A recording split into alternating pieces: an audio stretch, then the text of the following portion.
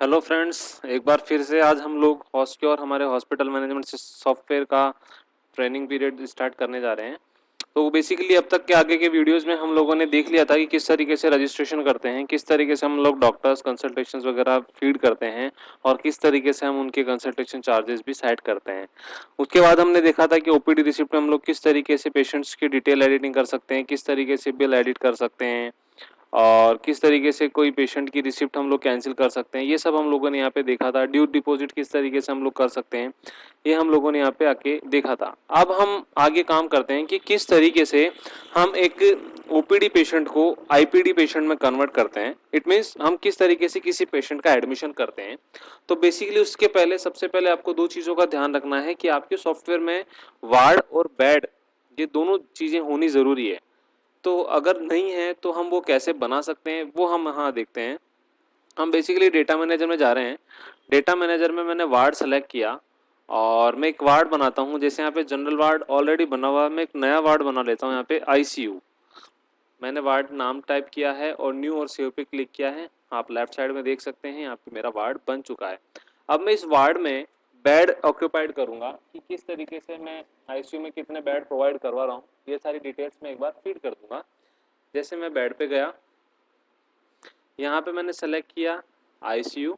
ICU में मैंने डाला आईसीयू फर्स्ट, मतलब आईसीयू के अंदर पहला बेड, आईसीयू 1।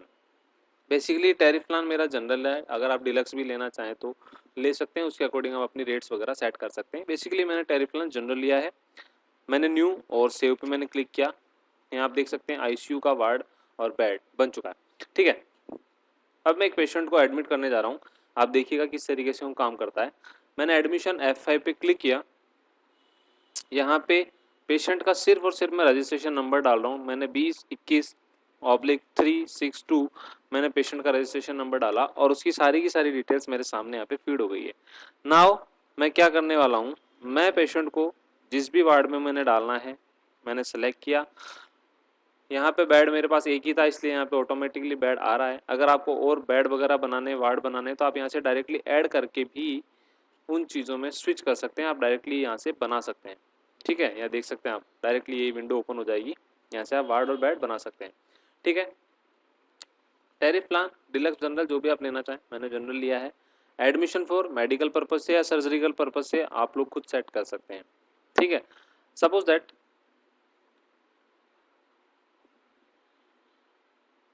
पर्पस भी आप यहाँ से ले सकते हैं कि किस पर्पज से आपने इसको एडमिट किया है। लाइक जैसे मैंने एक थायराइड लिया है, मैंने कुछ भी नहीं लिया, इसको ब्लैंक छोड़ देता हूँ मैं, कोई दिक्कत नहीं है। एडवांस अमाउंट अगर आप किसी पेशेंट से लेना चाह रहे हैं तो वो उसकी भी एंट्री आप यहाँ पे कर सकते हैं। जैसे मैंने किसी से 10,000 रुपये एडवांस ले लिए पेशेंट के एडमिशन टाइम पे, तो अब मैं उस पेशेंट को एडमिट कर रहा हूँ। यहाँ पे do you want to admit this patient, yes. मैंने यहाँ पे पेशेंट को एडमिशन किया है, क्लिक किया है। सबसे पहले उस पेशेंट का आपके सामने एडवांस जो आपने अमाउंट जमा किया उसका बिल यहाँ पे आपको ओपन हो जाएगा। आप इसका प्रिंट निकाल के दे सकते हैं। यहाँ से इसका प्रिंट भी आप दे सकते हो। अगर आप प्रिंट नहीं देना चाह रहे हैं तो कोई दिक्कत नहीं, आप एस्केप करके बाहर स्विच कर सकते हैं। उसके बाद में आपके सामने एक विंडो ओपन होगी जिसमें एक कंसेंट फॉर्म ओपन होगा आपके सामने। कंसेंट फॉर्म जिसमें हम पेशेंट का डिटेल वगैरह और वो सारी चीज़ें हम पेशेंट के गार्जियन से कंफर्मेशन करवाते हैं कि अगर कोई पेशेंट के साथ कुछ ट्रेजेडी होती है तो उसकी जिम्मेदारी सिर्फ पेशेंट के गार्जियंस की होती है। और इसी तरीके से इसके अंदर कुछ इन्वेस्टिगेशंस के परफॉर्मेंस भी सेट होते हैं। ये आप अपने अकॉर्डिंग सेट करवा सकते हैं हमारी टीम के द्वारा हेल्प लेके। तो इस तरीके का एक कंसेंट फॉर्म आपके सामने ओपन हो जाएगा। आप चाहें तो इसका प्रिंट निकाल के पेशेंट को भी दे सकते हैं, फील करवा सकते हैं।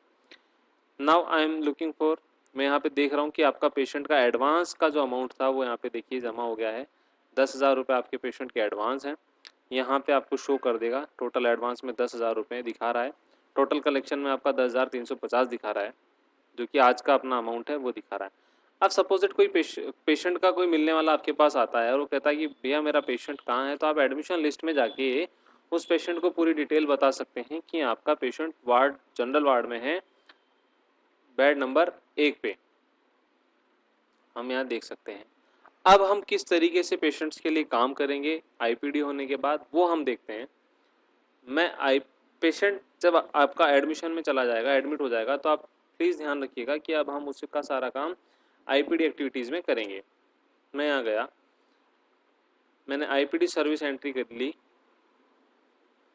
आईपीडी सर्विस एंट्री के अंदर मैं पेशेंट का रजिस्ट्रेशन नंबर डाल रहा हूँ 2021/362। माधव जोशी करके इनका नाम है।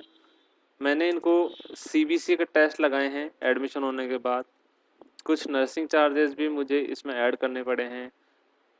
डॉक्टर की विजिट भी मैंने इसके अंदर ऐड करी है, बिकॉज डॉक्टर का भी चार्जेस हुआ है। उसके अलावा कुछ मैंने इनको ड्रिपिंग भी दी है, जैसे ड्रिप चार्ज अपन इनसे कर लेते हैं।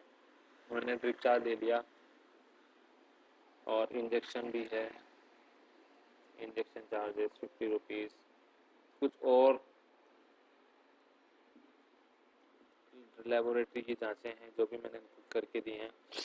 तो काफ़ी सारी चीज़ें जो भी मैं उनको एक आईपीडी होने के बाद आईपीडी सर्विसेज प्रोवाइड करवा रहा हूँ, वो आप यहाँ से दे सकते हैं। जैसे मैंने उनका एक यूरिन रूटीन का भी चेकअप करा है, ये मैंने यहाँ पे इनको फीड कर दिया है, और उसके बाद में मैंने जस्ट इनको ओके कर दिया है। Do you want to save this entry? Yes. ये मेरी आज की एंट्रीज कंप्लीट हो गई है। अब सपोज दैट मुझे इस पेशेंट को डिस्चार्ज करना है, ये ठीक हो गया है, तो मैं डिस्चार्ज किस तरीके से करूँगा आप वो देख सकते हैं। आईपीडी एक्टिविटी के अंदर ही आपने जाना है, फाइनल बिल प्रोसेस पे आप लोग जाएंगे।